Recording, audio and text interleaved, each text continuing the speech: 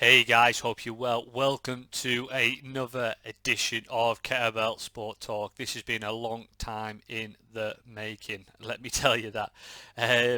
So basically, I've been really lucky enough to grab two of probably kettlebell sports leading scientists, if I could say that. Just two guys that I have a lot of respect for. We have a lot of things in common in terms of looking at the nitty gritty details and the science behind the sport of kettlebell lifting.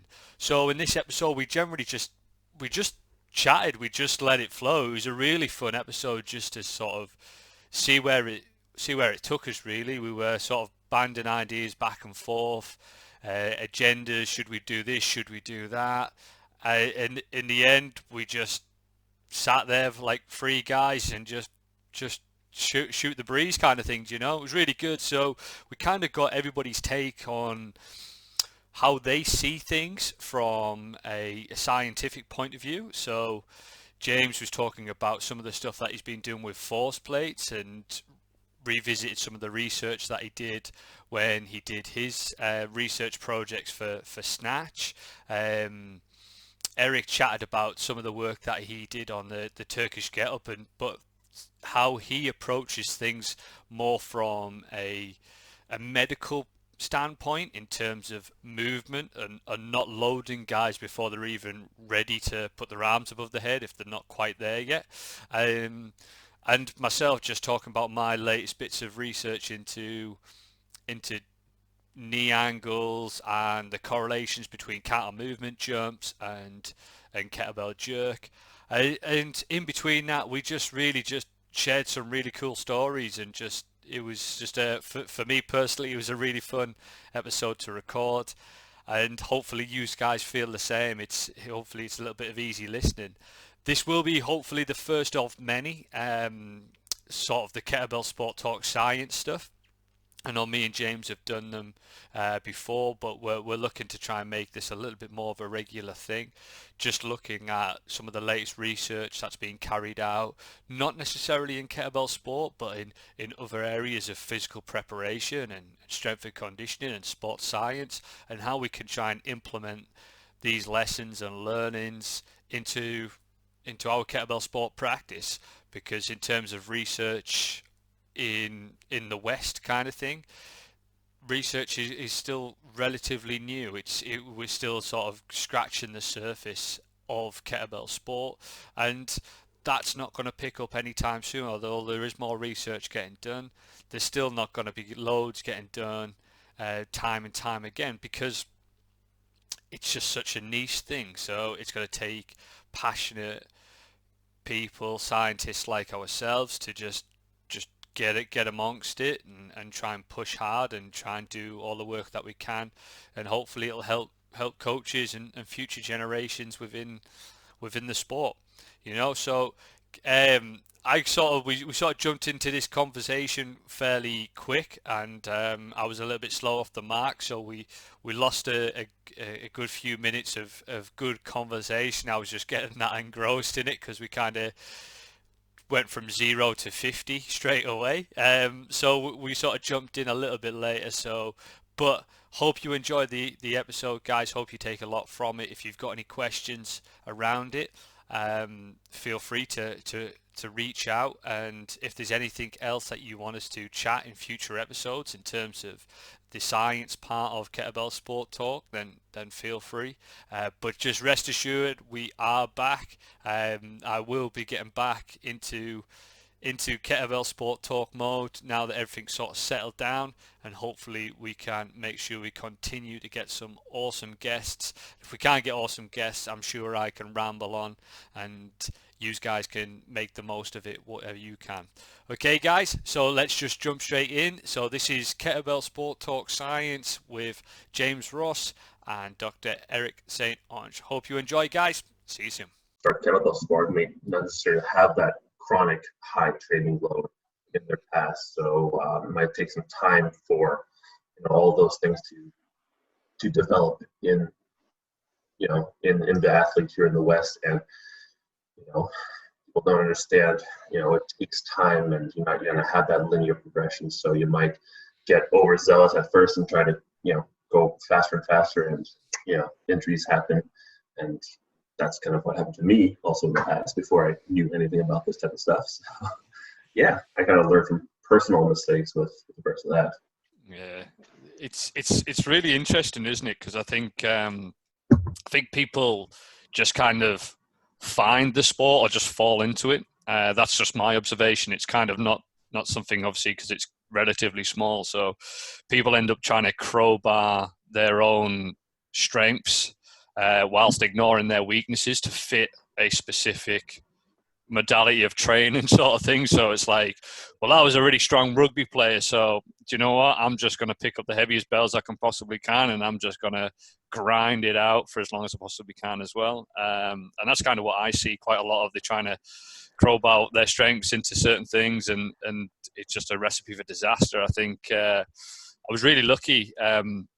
At the last World Championships, I was introduced to a Russian coach who specializes in training loads of juniors, and he sent me their training programs for the different ages, and I just looked at it and thought, if I try and put my juniors through they would just I think would just explode. But it was just like crazy work capacity, and I think me and James have chatted about this before. Is I think we underestimate just how much work capacity you need, and that goes back to what you were saying, Eric, in terms of like ligaments and tendons. If they just can't handle the repetitive load that they need, they'll just start giving you the middle finger, and things start to break down, I guess, And I suppose with that as well, if you don't have the work capacity, and we're sort of thinking about this chronic versus acute training load, but you're just rapidly progressing, you'll start, instead of this moderate effort, if it's a bit too much too soon, you'll just start recruiting everything, and you're generating more fatigue earlier.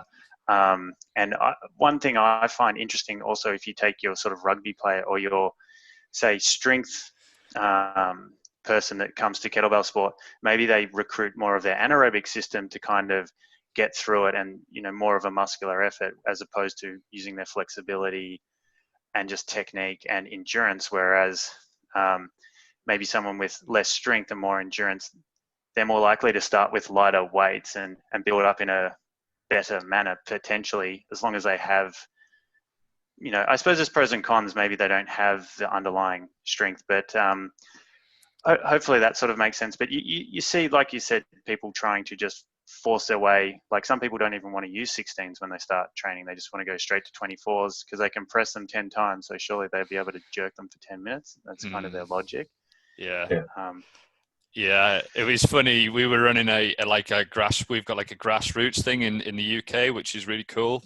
So it's aimed at beginners and 5-minute competition sets and stuff, just to get people exposure to just competing, but in a real low pressure environment. And there was this CrossFit guy, great guy, awesome guy. And he was like, yeah, I think I'm just going to try the 24s today, for like 5 minutes. I was like, okay, no worries. And literally, I talked him out of it, and he used the 16s on jerk for the first 5 minutes. And he was like, that's just crazy. Like, how the hell do you do that for 10 minutes with 232s? It's just an understanding of actually what's going on and stuff. But I think that's where we could really do with the research catching up, just to understand what's the actual demands in each aspect of the sport. I think I found a Ukrainian paper, I don't know if you've seen it, guys, where they looked at, they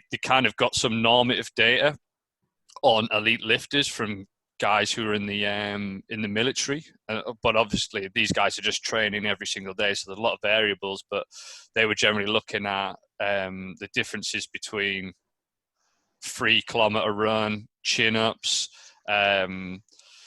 press with a bar with 24 kilos. So I'm assuming that's kind of like just barbell press with the equivalent weight, and quarter squats and stuff like that. And that was really interesting, because I think it just gives everybody a starter for 10. Because I think it's very easy for us guys to talk about and just go, well, kettlebell sport, it requires strength, endurance, you need flexibility.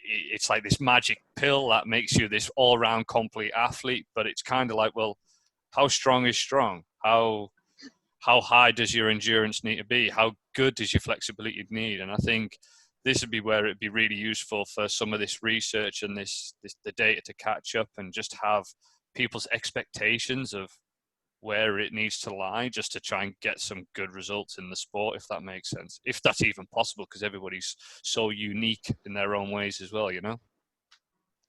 And just one thing, oh sorry, no, go ahead. Well, you might have some info on this as well, Eric. Just I think with like newer people, like a big thing is not being able to relax or hit like key positions, like not having good fixation. So if you can't, fixate, maybe you've got some, and there are some people who compete and they can fixate in that, but it obviously takes ages to build up that capacity to do that. And I'm not sure, Eric, like, obviously if you can get things into a better positions, you have maybe a better ability to relax the muscles around the joint, get that perfusion, that blood penetration, and then sort of help with that, sort of recovery or, moment of rest, I guess. I'm not sure. You probably have some pretty good insights into that, I imagine. Definitely, yeah. That's something I'm more interested in, is like kind of those, what are the mobility prerequisites that somebody should ideally have before, going into the sport. So the way I think of it is like, I look at the actual movements that you would do in the sport, and can you physically get into those positions without any weight, without any compensation. So if I can just have somebody stand up, just literally just put their arms overhead, can they actually do that without arching their low back or, compensating elsewhere in the body? So if that's a no, then there's no point in loading them with kettlebells and start training. We had to first work on the foundation of the house before you build the house on top, because they're just going to kind of crumble down if we start building them up with a terrible foundation. So, looking at how, can they actually do a hip hinge? Well, for doing a double clean, if they can't hip hinge and they're, rounding at their low back, perhaps that's not a good thing. So we should first teach them how to do a proper hip hinge firsthand. So like those, like things like that I would personally look at first before, if somebody's completely new to kettlebells, of course, see if that is an issue, and if not, then work on progressively loading them and getting that progressive overload over time and have them build up there. So yeah, to your point, like if they're in the rack position and they don't have enough, let's say like enough thoracic flexion or enough hip extension, and now like the way that they have to hold on to the kettlebells in the rack position, they really have to like use their arms like crazy to like keep their elbows locked together. So their pecs are going to start getting tired, their biceps are going to start getting tired because they're holding on to there, or do they have to slightly bend the knees in order to get the elbows to rest on the iliac crests? All those things play a factor, and that's just going to eat away at your at the amount of reps that you can do. So working on those prerequisites, make sure you have enough mobility to get into those positions first, then work on the other stuff. You pretty much described every strong guy that's ever picked up kettlebells and be like, oh yeah, I can do 30 jerks with, and not to their, or whatever. But not to their fault, because it's we're doing a very niche sport here, guys. So yeah, like I'm sure I definitely can't squat as heavy as some of the big boys can, and likewise they can't jerk as many reps as I can. So it's all about the specific adaptation to impose demands, the set principle. So I've never, I don't train in powerlifting, so my bench press is quite embarrassing. So, I mean, yeah. Man, I remember a while ago too, I think like one of my first competitions, like I did pretty okay with jerks, and somebody asked me, I think I competed with like the 32s. I can't remember how many jerks I got for that competition, but it was pretty decent. And somebody asked me like, how many times can I press the 32s? And I'm like, one. Like I can do one press maybe. Yeah. So I mean, they really technique matters. Yeah, definitely, and I think that that's a big thing for me and my club and my approach as a coach, because I deal with like a lot of youngsters. So you're talking from like 7 years and above, and very much for me, it's a matter of that learning, and this is why it's really interesting for me to look at the use of plyometrics and jumps. And counter movement jumps and sort of those types of movements, because of the motor learning that takes place to improve them does translate into how you organize your hips in jerk specifically. Massively, I found if I help somebody improve their vertical jump, it's not because they've adapted and I've just massively improved their strength levels and stuff like that, because studies show that generally speaking, that's not the case. If you take somebody who is an absolute beginner with their vertical jump, their counter movement jump, and they just practice it and practice it and practice, their strength levels don't increase, their power output doesn't increase, but their vertical jump increases because of the way they organize and arrange their hips and knees and ankles, the coordination for that. So yeah, that's why I'm a big fan of using sort of jumps, not high level, like kind of low reactive pogos, fast response type movements, and then going into kind of a squat jump, because I think a squat jump, if you look at it in its specific guise, it's kind of similar but not too dissimilar to the first bump phase of jerk, but you're just building up that starting strength phase, and then you can start layering on that reactive strength phase. And I think a lot of people don't really do that, or I haven't seen it done a lot, except a few people, and just with my guys, because I think they look at, because I'm using a weight, I'm going to just focus on just getting even stronger and stronger and stronger, or I'm just going to hack out and I'm just going to keep on grinding through the reps and grinding through, whereas actually 10, 15 minutes of good quality lifting, the rest of it is just drills, and sort of that motor learning still has been quite an effective approach. And I think that's what an approach that would probably help a lot of beginners, helping them in the sport, whether they be a strength athlete or an endurance athlete. I think definitely a way to go, a good intervention is definitely the vertical jumps and stuff, Are you doing vertical jumps with those youth athletes? Yeah. So at what age do you start training plyos? I start from pretty much as soon as they come in, and plyos is from using a skipping rope. It's a form of plyometrics. The different types of drills, they're in a more of a less controlled environment. We teach them how to land, and just accept force and play about and stuff like that.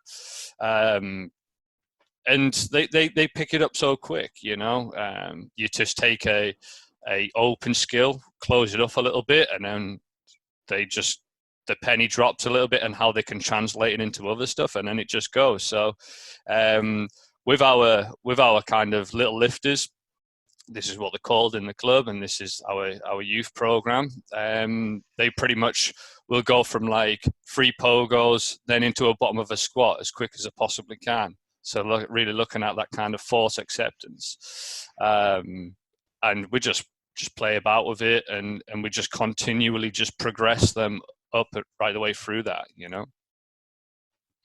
I imagine with that approach, you're kind of teaching, sort of that, I guess, stiffness in a way, but also that relaxation kind of. And I'd be quite curious, with your sort of research stuff that you looked at, did you have similar sort of knee flexion, dorsiflexion angles with like counter movement jumps and jerks, or were they a bit smaller in the jerks?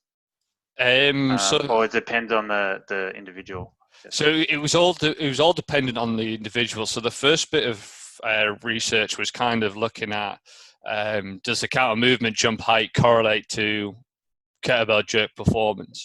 And the reason why I wanted to look at that was, what's a really simple measure that coaches could use, which could give them a start point in terms of where to focus with their athlete. So obviously a squat jump compared to a counter movement jump, we look at that EUR number, and that can kind of a bit of the triphasic training can give a coach a bit of an insight into, we need to improve this athlete's strength, or we need to improve their ability to recruit the stretch shortening cycle. The thing is there's just so many variables. Like kettlebell sport has got so many different variables. It's very difficult to pinpoint one physical quality. Like you might have an awesome vertical jump. It don't mean you can lift kettlebells great. And I think the correlation was kind of, there was a lot of variability of like 70%. I think it was only about 20% that it related back to, when we did like a bit of a Pearson's correlation on that. But what it did do is it was quite interesting on how people just organize themselves, and then watching that from a bit more of a subjective way in terms of how do they do a counter movement jump, and then how do they jerk. Because counter movement jump, you tend to have guys who are kind of real quad dominant, real force, can just apply a shed load of force into the floor and that'll just send them up into the clouds. Or you've got guys who are quite hip dominant and are quite springy and stuff. But it's quite interesting, the guys who had a good vertical jump but were more sort of quad dominant, so more focused on the knees and recruiting the quads as much as they possibly could, were tended to able to be quicker. This was just subjective. They were a lot quicker out of first dip and the bump phase. They seemed a lot more snappier with the legs. In the bump, the guys with the hips tended to be that little bit slower. But that was just kind of a subjective observation while I was carrying out that bit of research. And then the latest bit was just looking at the specific kinematics of the knee during the jerk and its impact on velocity of the kettlebell, which again was quite interesting, because I think we've chatted before, guys, in terms of like, oh, just do your first dip. How deep is first dip? And for everybody it's completely individual, and it'd be really cool to look at it and just get sort of femur lengths and that the relationship between there and stuff like that. But generally speaking, the deeper someone's first dip was, the obviously the quicker the velocity, they pulled themselves down, but then they had a higher braking force, which is then more fatiguing, which then meant the kettlebell on the y-axis would then just sort of travel this way. So if you think of jerk, we kind of want to just stay kind of vertical, yeah? Whereas guys who had a big first dip, they would just travel this way, then send it up. But then because they'd come so far in first dip, they weren't able to get the hips back quick enough. Whereas the guys and the elite guys tended to have a shorter first dip, but they were able just to then snap that kettlebell straight up. The velocity was a lot lower on first dip, which meant just the kettlebell just flew up. And what I was finding was the amateur guys who had a quicker velocity on the way down then really had a spike as soon as it got to the chest, because they'd sort of absorbed so much force into the bump that the kettlebell started to slow down. So they had nothing else but just to speed it up with their arms, but their arms weren't here. They were sort of speeding up with the chest, if that makes sense. So that was quite interesting to do. So we just need a bit of a wider, larger base of people to test that on, Yeah, that's why I love research, because, earlier on I was telling people, when myself included, to have like a quicker first dip. My thought behind that was, with training the counter movement jump, you have a fairly quick eccentric portion, then quick concentric. So my thought process was, well, it's similar in the jerk, where if you have a quicker eccentric, you're storing that elastic energy, then it can help propel you upwards. So but now with you're a little bit of research there.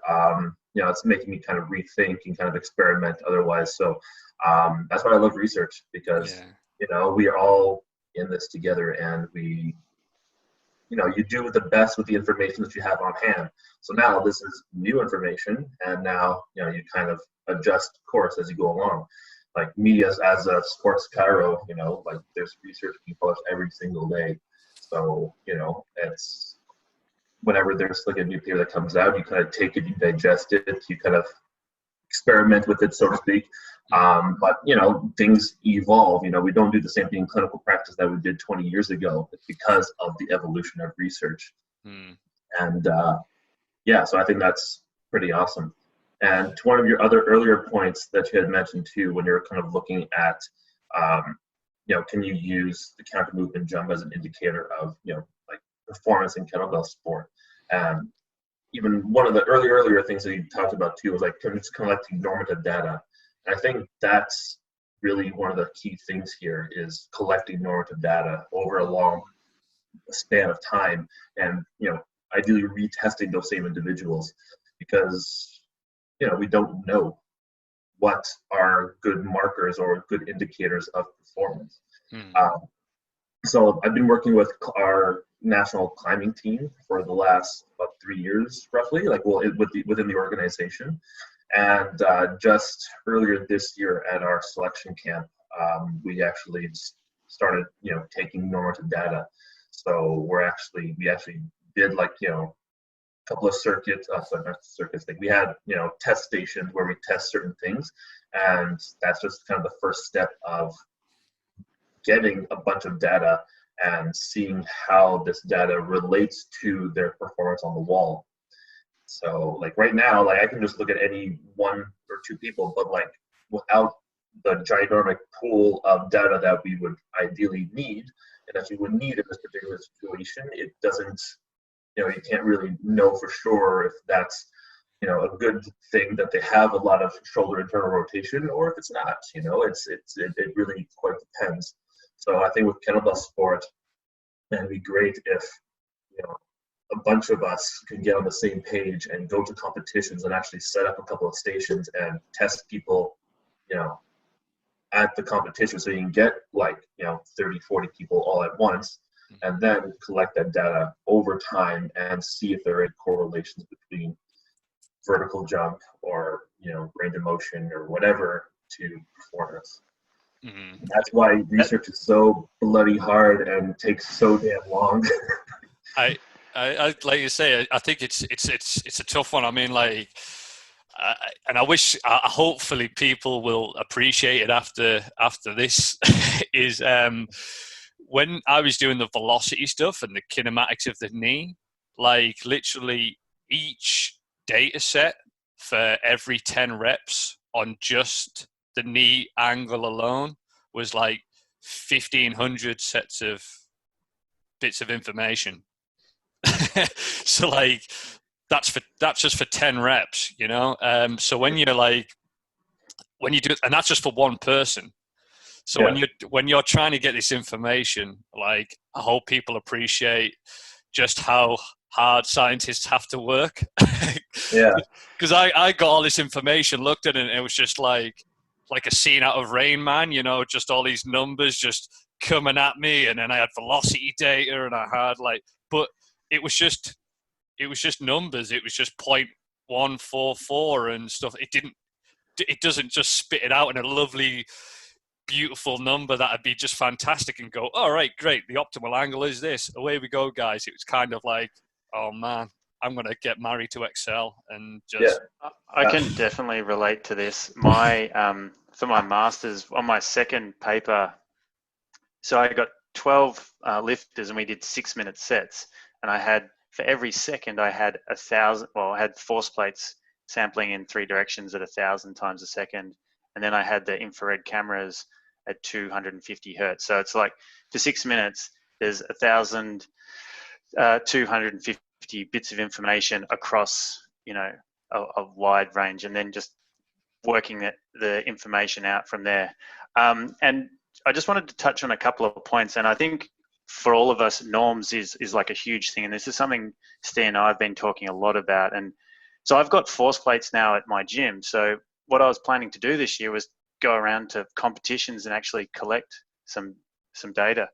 But I haven't done that for obvious reasons. But the other thing that I'm really interested as well with norms is also just the ranges. So I think norms are really, really good for Russian lifters, for people who that's their main sport or their first sport. But sort of, you touched on this before, Eric, so I had a shoulder injury, and prior to that I could press, nothing huge, but I could press the 32 like 8 times. And then afterwards I couldn't press it, and now I can press it like once. But I can jerk like 10, 20 more reps. So that was a suprascapular nerve neuropathy from doing farmer's walks with too heavy weight, which took me out for over a year. And I got back into the sport by doing marathons, but that's another story. But that was sort of coming back to that training load thing. I didn't want to use too heavy weight, so I started off doing double long cycle for half an hour and progressed up from that. But yeah, so that still gives out for me, but I'm performing better. So I think also the minimums are quite interesting. So my cardiovascular sort of system at the moment is pretty average, because for uni, I went from last year when I competed at Ireland, I was probably training like 12 hours a week. And then for uni, I had to cut down, my training time a bit. So I sort of cut out a lot of my metabolic stuff, my general metabolic stuff, but my performance actually improved. But I think it's actually started to taper off because it's gone past a critical sort of point. Now with the lockdown, I can train a bit more at home. It's probably a bit different in Australia than for you guys. We can't really work or anything, but we can go outside and do whatever for the most part. But one thing I wanted to touch on as well, Steve, was with the eccentric utilization ratio. For people that are not aware of it, you're comparing the squat jump, so the jump with a pause, versus a jump where you store and utilize that eccentric force. I think, if in theory, at least for my thinking, if you are better, or if you have sort of a better stiffness, you have more capacity to absorb and then store and utilize that force. That would potentially mean you'd be more efficient, at least in my thinking. And one thing I was quite interested to ask you about, because one thing I sort of looked at a little bit was movement variability.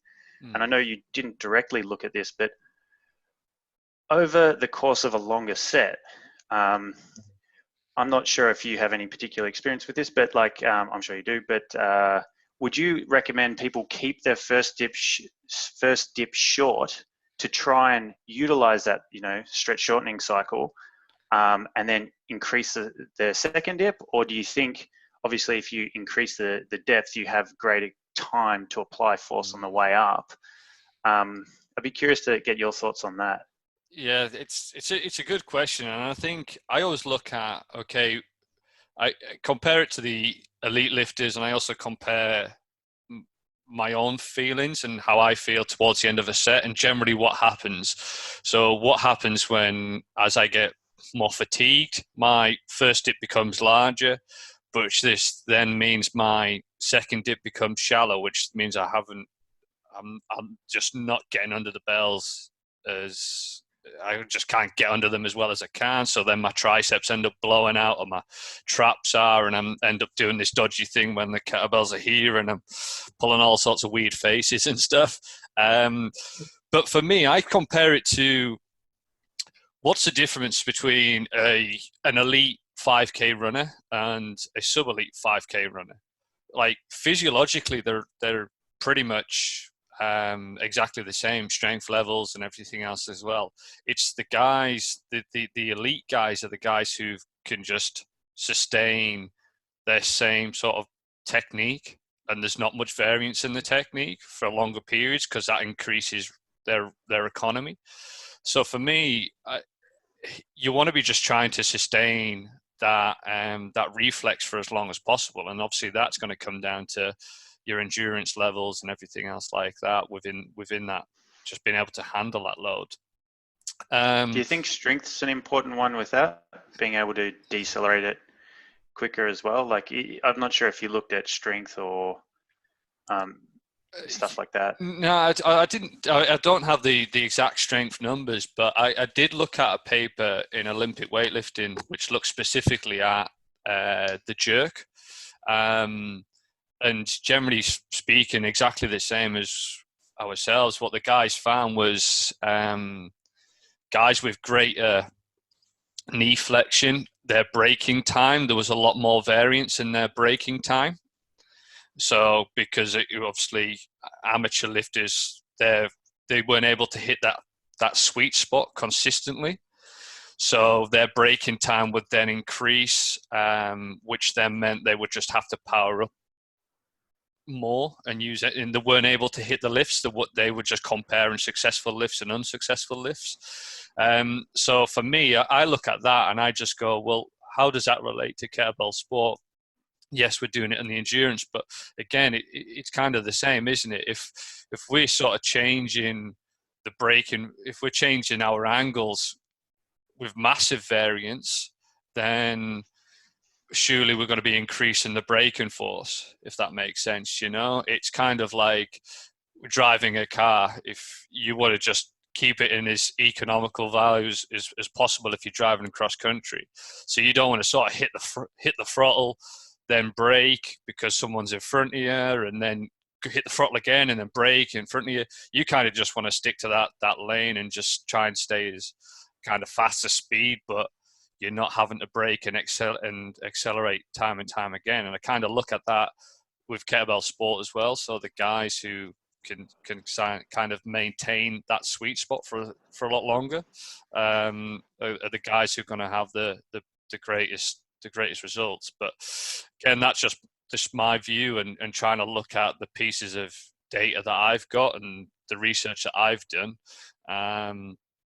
because I look at top lifters and I look at how they look at the end of a set, and annoyingly, half of those guys don't even look like they've broke sweat, even when they've done like 170 reps on jerk. You know, everything looks fairly consistent. So I think that's what people have got to kind of strive for, and I think. Yeah, I don't know if that kind of answers the question and stuff, but I don't think I would try and actively encourage trying to change the strategy. I think your body just goes back into default mode when you're super fatigued.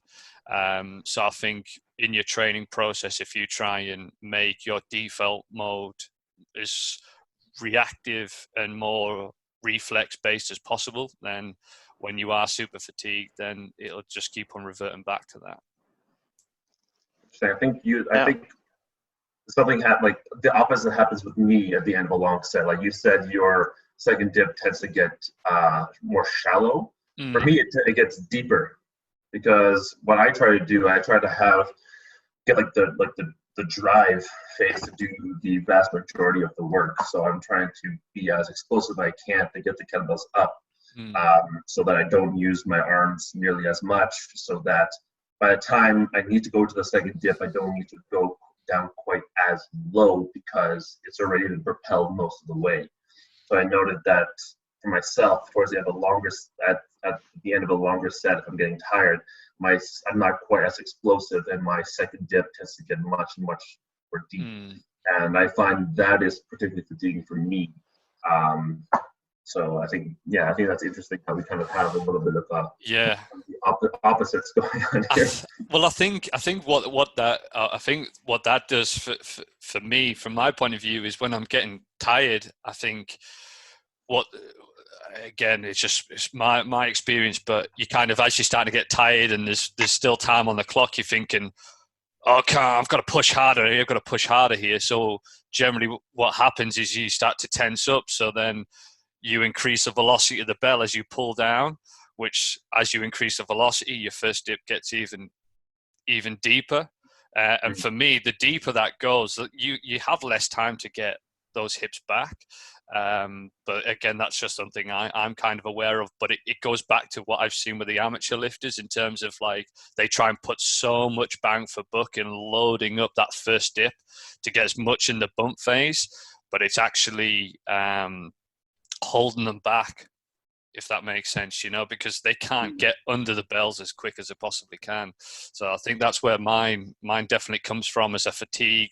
I try and put too much force in terms of pulling myself down, which then affects my braking, which then affects the reflex, when everything just starts to tumble down. But I think if you have that awareness of just thinking, now my first dip stays consistent, but I've got the ability to increase my second dip depth. That's a really good skill to have, My kind of, well, for me, whether it's right or not, try to keep the first one sort of short and sharp, and then if I'm applying as the, however much power and whatever I, just to get, lock out, so it's not a press out, then I'll adjust my second dip is what I try to do. But I've got some other things with my shoulder that I sort of deal with as well with that, particularly as I get tired.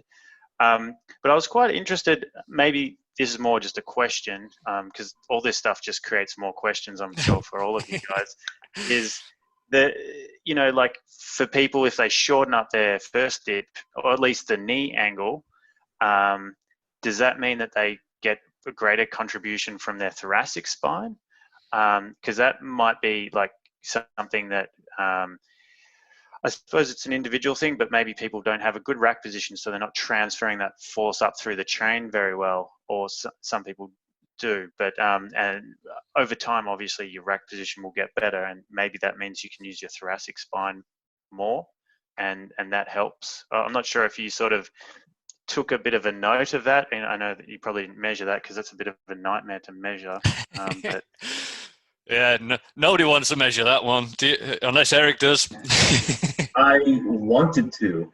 That's a funny story because, well, as you guys know, I did a study on the Turkish get-up, and that study was actually part of my residency to get my sports chiropractic designation. And when I originally went to my thesis advisor, I told them my idea. So what I originally wanted to study was kind of something like near and dear to my heart, is how I believe I hurt my back in the day, was that in the rack position anyways, I might have been compensating with too much lumbar extension and not enough hip extension. And especially when I would go into the dry phase, there would be a heck of a lot of low back extension and relatively little hip extension going on. So I think that's how I personally hurt my back. So what I wanted to study was actually have a bunch of lifters come in and actually measure the range of motion of the hip joint and of the lumbar spine to see, if is there a correlation between the two. If one doesn't do as much, does one indeed have to compensate? And I want to get like actual hard data on it. So when I brought that to my thesis advisor, he's like, "No, we're not going to do that. No, we're going to do something else." I'm like, oh, okay. So yeah, I kind of got shut down doing that particular research. I think that's another thing, is like kettlebell sport research is pretty niche, Exactly. to say the least. That was his major, his main reasoning, is that like it's not applicable. It's only applicable to a very small group of people. Oh yeah. And researchers want to get, lots of citations and impact factor, blah blah blah. Whereas we just mainly want to inform coaches, I guess, or dig into the sport a bit more. But if you're a scientist, like a full-time scientist, and you're trying to make a living, it makes a difference. At least down in Australia, people like have very specific things, because then they get more funding if they get more citations and blah blah blah. So that makes it hard, and partially with me getting force plates and trying to take them around to competitions. I probably wouldn't try to go through the uni for that, because going through ethics and things like that, not that I'd be unethical, but I just put it out there just for people to see, and maybe even just make it so other people can contribute, just to go, this is what I've done, this is what I've found. Hopefully that's useful for some people. Yeah. Yeah, I think it's the way it's one of them, isn't it? It's kind of the guys in the trenches kind of lead the sort of scientists in terms of I've been trialing this, and this is just my experiences because I've been noticing this, I've been looking at this. I wonder what's actually going on there. So it just starts the questions, and then you just do the research, and you kind of like, okay, yeah, that's what I was on. Or I'm 100 miles away, and it's kind of the chicken and the egg if we're kind of waiting for the research to inform our practice in terms of kettlebell sport lifting. We're probably going to be waiting quite a while. You know, so sometimes it is just going to be a matter of suck it and see. But I think it's important that we do start to ask the questions and do the research about what we're doing now. So I think the force plate stuff is going to be really interesting. And it'd be really cool to get some EMG stuff. I know I was really interested to look at that, but obviously everything's kind of shut down, so I'm not able to access the bits of kit that I was wanting. But it was how you set that up that was going to be the most interesting thing, because could you imagine having 10 minutes of EMG data? Yeah. You know, that'd be like, yeah, that'd be crazy. So I was discussing it with one guy, and I was thinking like, okay, how do we maybe look at a few reps of the like EMG activity during 32 kg jerk pre the set, so in the warm up, pre competition set, and then somebody does a 5, 7 or 10 minute set to sort of see where it's at, and then as soon as they've finished after 30 seconds or a minute recovery, although that would suck ass, but and then get them to do another 2 or 3 reps, you know, just to try and look at actually what's going on in these post set and preset. It'd be quite interesting, but I don't think I'm going to be able to find many people that just say, hey, do you want to do, I'm going to measure your EMG, and then you're going to do 10 minutes of lifting with the 32s, and then I'm going to give you a minute's rest, and then you're going to lift them again. So probably be me that has to do that. Yeah. But it'd be really interesting to see what's going on there, because I think again that's leads back to something we've chatted about, Rossi, in terms of actually what's going on first. What at what point does you start to recruit in different ways as you start to fatigue, and what's the tipping point for that, and what sort of strategy do you start to use, and what muscles start to kick in at certain points and stuff, do you know? This is something I think about a lot as well. Is so I guess for completing a rep, you've got a set amount of force or power or whatever unit that you have to generate for it to be successful, or you have to adapt your second dip or whatever. And one thing it'd be really cool to look at is it a sort of synchronized, sort of dip, as in the motor units fire together, or the muscles all work in together, or do you have like an asynchronous or like a rotation of the motor units? So like certain motor units fire, and that allows other ones to recover, and then that kind of changes over time, and that kind of intramuscular coordination could be quite interesting. Maybe more elite lifters, because they're stronger, or they just, they've got such good coordination that they don't need to synchronize their muscles to use it. Because if you're a strong guy doing heaps of squats, powerlifter, you're getting into kettlebell sport for something different, I imagine you probably are really synchronized in when you're, working or doing your dip. And that's really good for the first however many reps, but maybe over time that contributes to more fatigue. And this is just speculation. This is stuff that would be really cool to look at. And, when you're talking about EMG, I'm just thinking it would be better as well if you do EMG and you look at the joint angles, and then you can go, when you're, in fixation, the quads are fully relaxed in the better lifters, and, go to Eric's point, maybe in the rack position, the better lifters have they're relaxed, but then people who don't have the best flexibility, they're at like 30% of, when you for people, when you do EMG, usually you do sort of a baseline test. So you might get to someone to maximally extend, and that would be you'd base it off a percentage of that usually. When we did EMG for swings, for our peak EMG, which is a bit iffy, we were getting over 100% of hamstring activation for different swings, which is pretty cool. But people usually prefer averages because it's a bit better. And you would have looked at quite a bit of stuff with your Turkish get up as well. I can't quite remember what you did with yours, Eric. But we measured integrated EMG, so it's just the activity of the muscle over the length of the actual rep versus what a lot of us say just look at peak EMG. So we decided not to look at peak EMG and just really kind of just report on the integrated EMG. Which is probably a more reliable measure, I imagine. We think so. Gives it more of an indicator of what the muscle is doing throughout the entire movement versus just what's the spike in the muscle. Yeah. EMG is a bit notorious for throwing a few curveballs.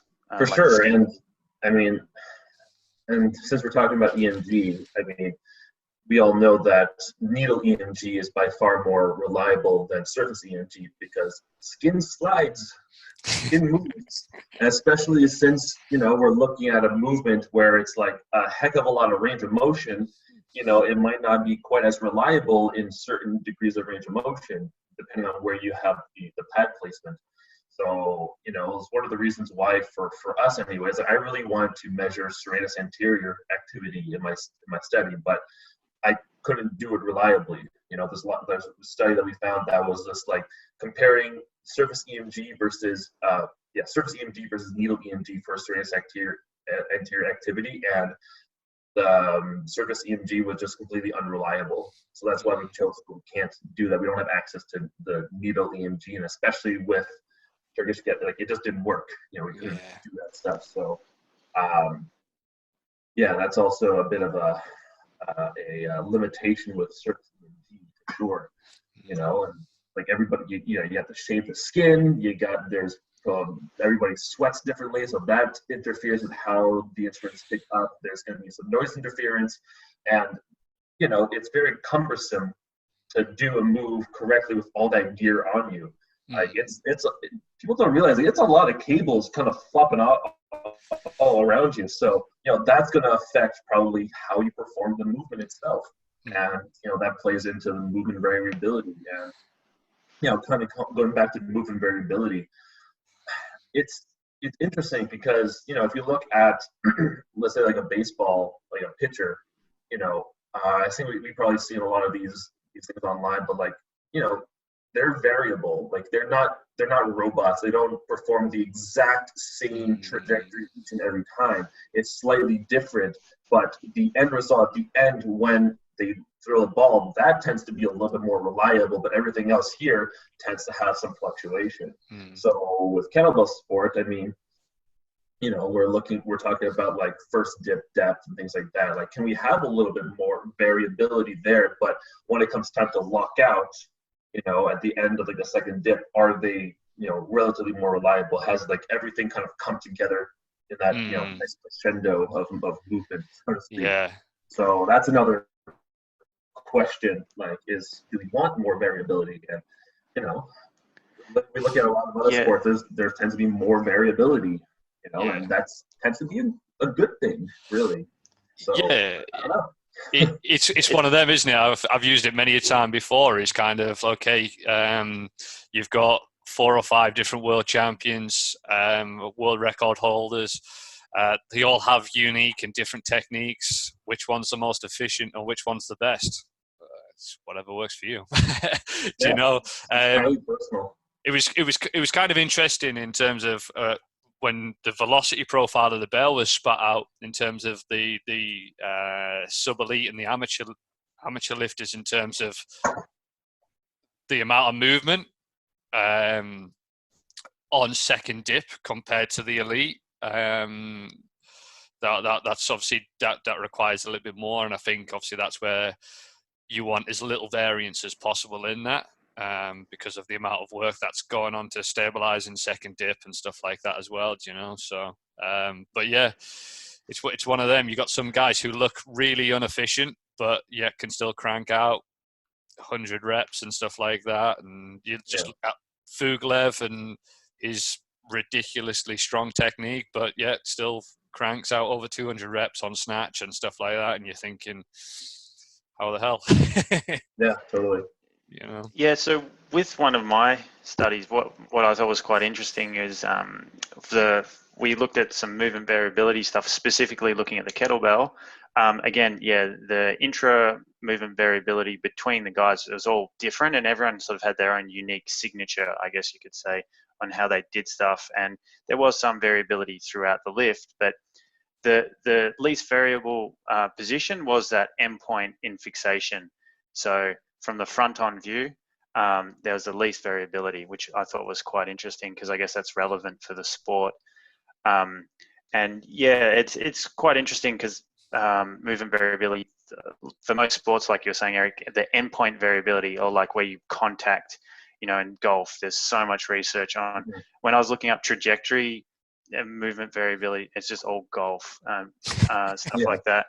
People just, so much research goes into golf. So much. Not much kettlebell stuff there, but it's yeah, funny, they the might have a income little relates bit as of well. yeah. There might be a little bit of variability, but like at the end, or like where their anatomy sort of, or their whatever movement pattern sort of kicks in, that's usually very, very low variability. Maybe a little bit throughout the swing, and they're just shifting the load a little bit. But when they contact the ball, very low variability in better performers. And I know with sort of some stride lengths stuff for running, maybe there's a little bit more hip flexion and a bit less knee. But when you hit the ground, there's very low endpoint variability in better performers, which is quite an interesting thing. And I mean, we all see with the snatch, some people, well, I'm definitely guilty of this, moving to more of like a dead snatch or a survival snatch, or, you know, just a squat snatch. And that changes the force and everything, but you're just trying to spare your grip, I guess, as much as possible, just trying not to have a big peak force on your grip, just to get that last rep or two. It's not necessarily advisable, but when you've done it before and you're trying to get the last few reps. But I guess maybe also when we're talking about training load is when someone goes into competition for the first time and they've never done that, but they're just determined to get a few more reps in. That's also potentially a risk factor because, you know, their muscles aren't used to coordinating under that stress, and they're loading up different structures that don't usually get loaded up. Yeah, it's really interesting, and we're at like the kind of stage of, I don't know what you guys are like, but when I'm looking at it, it's just kind of like we can only really compare it to so many other different sports. But I'm sort of looking at rowing, then I'm looking at obviously Olympic lifting jerk, just to try and get the bit more resistance side of it. Cycling in terms of the cyclical actions and stuff like that. But from your point of view, guys, what sort of sports do you look at that have the greatest chance for? Are you just looking at research from anything that kind of we can cherry pick and stuff like that? I mean, off first hand, like one of the things that I think about as kettlebell sport is more of that like power endurance type of sport. And I'm looking at other sports that have that same type of quality. And I think of climbing, like sport climbing. And maybe that's one of the reasons why I also involved with climbing and working with those athletes, because it's similar enough in a way, you know, a different, like similar energy systems. So I think sport climbing has a little bit more of that relatability. So maybe not so much bouldering, because bouldering are very short spurts, and there's different styles of boulders. So you might have one or more like coordination type, so it's very low load, but it's very highly technique driven, versus power boulders where it's just like you just need to like grip it and rip it to get up the wall. But if you look at lead climbing, in competition lead climbing, you know, you have a 6-minute time limit to get up the wall. provided you don't fall in between. So that one, you have to be very good technique to only use as much force as you need to and rest where you can under load, so to speak. So some people will, purposely, well, most everybody will pause at certain parts where they have, like a giant, sorry, my daughter's walking in. It's you? Okay. Oh, really? Okay, I'll be there soon. Yeah, it's 7 a.m. It's literally right on schedule. There's no, yeah. We're talking about variability. There's no variability there. It's always 7 a.m. So yeah, no, when they're walking up, going out the wall, they see a good spot where they can rest. They'll, one arm I'll take the grunt, but the other arm they'll shake it out to recover, or they'll do like a knee bar, so their knee will be jammed between two holes, and they can just rest the rest of their body, and then when they recover enough, they'll get back into it. So I kind of think about that on kettlebell sport, like in the rack position, it's like your chance to recover, and then you do your move, and in the lockup position, you're under duress here, but maybe that's where your legs can start to get a little bit more of a rest too, and just kind of relaxing your quads. So it's finding those points under load where you can rest. So that's why I really like sport climbing, and I think that has a lot of relatability to kettlebell sport in my opinion. It's just interesting, isn't it? Because when you're doing the research and stuff, you're kind of finding papers from here, there, and everywhere and stuff like that. And every single sentence you seem to write, it's always like, however, this needs to be taken into consideration. Yeah, totally. It's stuff like that, But I think the biggest thing for me is definitely the movement economy and the efficiency kind of thing. And you look at those studies in running, in cycling, and man, those are just some huge studies when they're looking at kind of energy expenditure and the running economy. And it'd be such a cool place to be in that situation with kettlebell sport as well, because I don't think a lot of people realize just how fatiguing it is. But it would also be like using more energy. How much more energy? What energy are we looking at? And I think that's going to be the next parts of the research that'd be really cool to look at. Is kind of like we always talk about being efficient and using less energy, but what does that look like in plain English terms, and what does it translate into? Because then you can get all sorts of nutrition stuff based off the back of it, and you can be really specific and also take everybody else's uniqueness into consideration, I suppose, So, but yeah, if you want to fund that study, guys, you're more than welcome.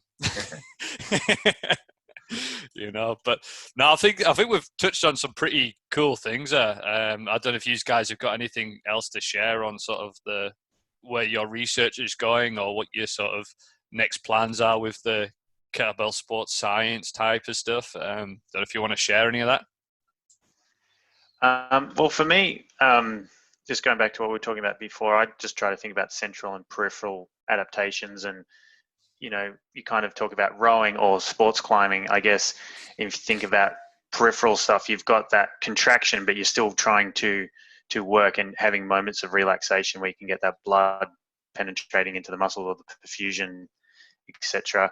I think about tests and different things like that. And one thing I've really like is I've been trying to adapt like the anaerobic speed reserve, which is just the difference in your 40-meter sprint time versus your maximum aerobic speed, which is your minimum running speed that elicits your VO2 max, for people that don't know. And you can estimate that from a beat test, which is maybe not the best way to do it. I know Steve was talking about doing the 30-15, which is a really, really good one. But that's a slightly higher there, but that's really good for intermittent sports, basically. Yeah.